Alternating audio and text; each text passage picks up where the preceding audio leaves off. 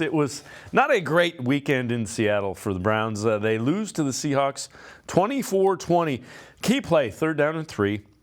2 minutes, 4 seconds left. P.J. Walker throws an interception off the helmet of a blitzing Jamal Adams. Kevin Stefanski asked about throwing on a 3rd and 3 with his backup quarterback. Yeah, we had options there, Tom. I felt good about our group. Obviously, you'd prefer an incompletion there. It stops the clock at the 2-minute. We knew that. And obviously, you would have preferred a run for a gain of 0, 1, or 2, or get it. All of that's true. But the result didn't go the way we wanted. That's the truth. But you just got to continue to just do what you think is best for your team.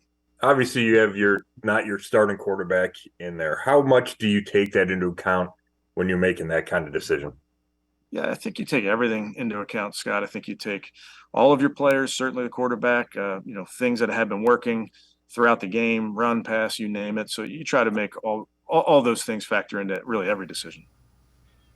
With that, let's welcome in Scott Petrak from the Elyria Chronicle-Telegram as well as BrownZone.com. And Scott, we were talking just before we got going.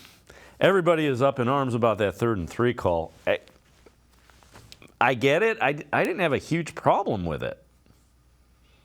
I'm with you, Dave. Obviously in hindsight, it looks bad because you throw the interception. It leads to the winning touchdown for the Seahawks. But the percentages of running the ball on 3rd and 3 and converting, I don't think they're very high. And I don't have the numbers in front of me.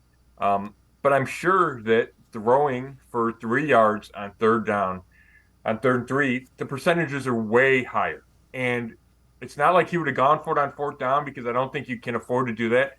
So if you don't get the 3 yards running the ball, then you have to punt it anyway. Kevin Stefanski's not expecting Walker to throw an interception. Maybe he should have, but you got to trust your quarterback, right? The guy's playing. You got to trust him to make a 4-yard throw.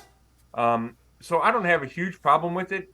The only issue I have is, like I asked Kevin there, is you have your backup quarterback, maybe even your 3rd-string quarterback starting.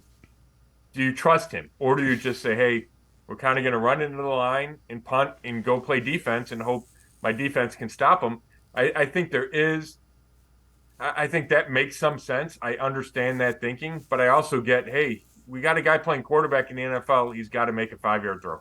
Yeah, and the other thing that likely factors into it, now they didn't miss time, but Kareem Hunt a little bit banged up. He had the quad injury the week before. You had Jerome Ford on a hobbled ankle, so they were spelling guys because of that. But I guess if you want to say anything at all, it's do you want the game in P.J. Walker's hands? But if he's playing quarterback, the game's in his hands anyway. Right. And it's just hard. You got to trust your quarterback to make some plays. I'm sure the Seahawks were playing to stop the run, right? And even Jamal Adams blitzing can be to stop the run. And I'm sure Kevin Stefanski took that into account, that, hey, they expect us to run the ball, and we're going to cross them up, and we're going to throw it, and we're going to be aggressive and go win the game. And I appreciate that in Kevin Stefanski, the coach, and Kevin Stefanski, the play caller. I think that aggression serves you well more times than not.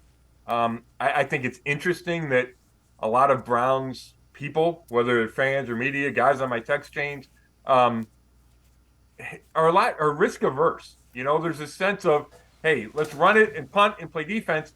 And I just don't think that's the way to play in the NFL in 2023. Now, you can make the exception for P.J. Walker. I'll completely listen to that.